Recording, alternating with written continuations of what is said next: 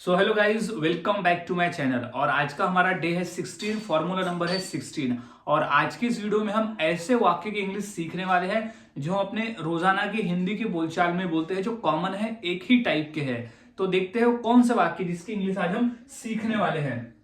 जैसे बोलने में कुछ नहीं जाता, खेलने में कुछ नहीं जाता, टीवी देखने में कुछ नहीं जाता, उसे बुलाने में कुछ नहीं जाता। तो यहाँ कॉमन क्या है? यहाँ कॉमन है कि यहाँ कर्ता को किसी भी कार्य करने में कुछ नहीं जाता। कुछ नहीं जाता, हम बोलते ना पढ़ने में कुछ नहीं जाता, पढ़ लो, पढ़ने में कुछ नहीं जाता। यहाँ आने में कुछ नहीं जाता, आ जाओ, कुछ नहीं जाता।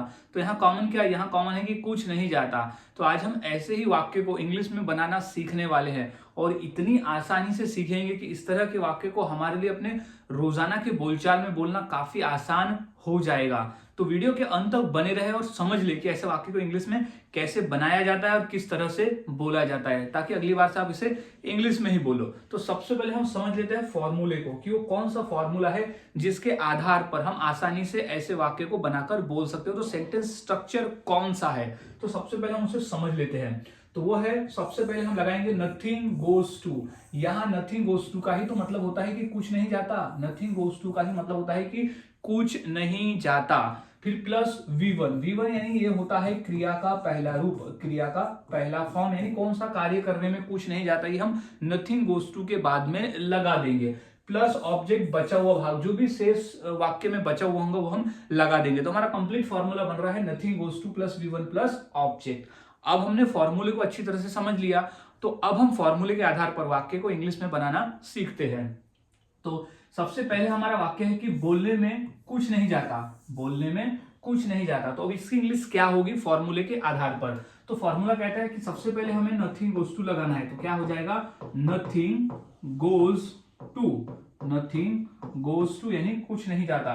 तो हो जाएगा nothing goes to, nothing goes to यानी कुछ नहीं जाता। अब क्या करने में कुछ नहीं जाता, क्योंकि इसके बाद हमें क्रिया लगाना है। तो बोलने में कुछ नहीं जाता, तो बोलना को हम इंग्लिश में क्या कहते हैं? स्पीक। तो नथिंग गोज टू स्पीक यानी बोलने में कुछ नहीं जाता। तो नथिंग गोज टू स्पीक, बोलने में कुछ नहीं जाता। तो इस तरह से वाक्य बनाए जाते हैं और बोले जाते हैं। और वाक्य देख लेते हैं। अब खेलने में कुछ नहीं जाता, खेल लो ना, खेलने में कुछ नहीं जाता, खेल सकते हो, क्योंकि खेलने में तो कुछ जाता ही नहीं है। तो अब इसकी इंग्लिश क्या होगी, तो देख लेते। तो सबसे पहले हमें फॉर्मूला क्या कहता है? फॉर्मूला कहता है कि नथिंग गोज टू, सबसे पहले हमें लगा देना है नथिंग गोज टू यानी कुछ नहीं जाता।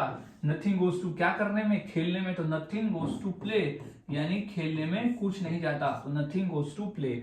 सो गाइज, इस तरह से वाक्य बनाए जाते हैं और बोले जाते हैं। काफी आसान है, बस फॉर्मूले को याद में रखना होता है और वाक्य की प्रैक्टिस करनी होती है। कुछ और वाक्य देख लेते हैं, क्योंकि जितना अधिक आप प्रैक्टिस करोगे उतना आपके लिए आसान हो जाएगा ऐसे वाक्य को इंग्लिश में बनाना, फिर उसे बोलना। सो नेक्स्ट है कि उसे बुलाने में कुछ नहीं जाता। उसे बुलाने में कुछ नहीं जाता, बुला सकते हो, बुलाने में कुछ नहीं जाता। तो हो जाएगा सबसे पहले नथिंग गोज टू। क्या हो जाएगा? नथिंग गोज टू यानी बुलाने में कुछ नहीं। नथिंग गोज टू, कुछ नहीं जाता, क्या करने में? उसे बुलाने में। तो बुलाना को क्या कहते हैं? इनवाइट करना, या तो फिर कॉल। इनवाइट यानी निमंत्रण करना, या तो कॉल कर सकते हैं। तो उसे बुलाने में कुछ नहीं जाता, तो नथिंग गोज टू कॉल। अब किसे? उसे। तो उसे की इंग्लिश क्या होती है? हिम। तो उसे यानी हिम। तो नथिंग गोज टू कॉल या इनवाइट हिम, उसे बुलाने में कुछ नहीं जाता। तो इस तरह से वाक्य बनाए और बोले जाते हैं। और वाक्य देख लेते हैं। अब कि टीवी देखने में कुछ नहीं जाता। टीवी देख सकते हो, टीवी देखने में कुछ नहीं जाता। तो अब इसकी इंग्लिश क्या हो जाएगी वो हम देख लेते हैं। तो सबसे पहले तो नथिंग गोज टू लगा देना है, क्योंकि उसी का मतलब होता है कुछ नहीं जाता। तो नथिंग गोज टू यानी कुछ नहीं जाता। तो नथिंग गोज टू क्या करने में? टीवी देखने में। तो nothing goes to watch. Watch यानी होता है देखना, टीवी देखने के संदर्भ को वॉच कहते हैं। वॉच टीवी यानी टीवी देखने में कुछ नहीं जाता। तो ये जो टीवी है वो हमारा ऑब्जेक्ट हो जाता है, यानी जो शेष बचा हुआ भाग रहता है वो वाला। तो क्या हो जाएगा? Nothing goes to watch TV यानी टीवी देखने में कुछ नहीं जाता। सो गाइज, इस तरह से वाक्य बनाए जाते हैं और बोले जाते हैं। काफी आसान है, बस फॉर्मूले को याद में रखना होता है और वाक्यों की प्रैक्टिस करनी होती है। जितना अधिक आप प्रैक्टिस करोगे उतना आपके लिए ऐसे वाक्य को बोलने की फ्लुएंसी बढ़ जाएगी कि कुछ नहीं जाता, बोलने में कुछ नहीं जाता, नथिंग गोज टू स्पीक, लिखने में कुछ नहीं जाता, नथिंग गोज टू राइट, जोर से चिल्लाने में कुछ नहीं जाता तो नथिंग गोज टू साउट, और जोर से बोलने में तो nothing goes to speak loudly, या शांत रहने में कुछ नहीं जाता, और यहाँ बैठने में कुछ नहीं जाता, वहां जाने में कुछ नहीं जाता, यहाँ आने में कुछ नहीं जाता तो nothing goes to come here, यहाँ आने में कुछ नहीं जाता, और nothing goes to go there, वहां जाने में कुछ नहीं जाता, कूदने में कुछ नहीं जाता तो नथिंग गोज टू जंप। तो इस तरह से कितने भी वाक्य को आप इंग्लिश में बना सकते हो इस फॉर्मूले के आधार पर। और वाक्य देख लेते हैं, जैसे पढ़ने में कुछ नहीं जाता, पढ़ सकते हो, पढ़ने में कुछ नहीं जाता, तो इसकी इंग्लिश क्या हो जाएगी? तो हमारा जो फॉर्मूला कहता है कि सबसे पहले हमें नथिंग गोज टू लगाना है, तो क्या हो जाएगा?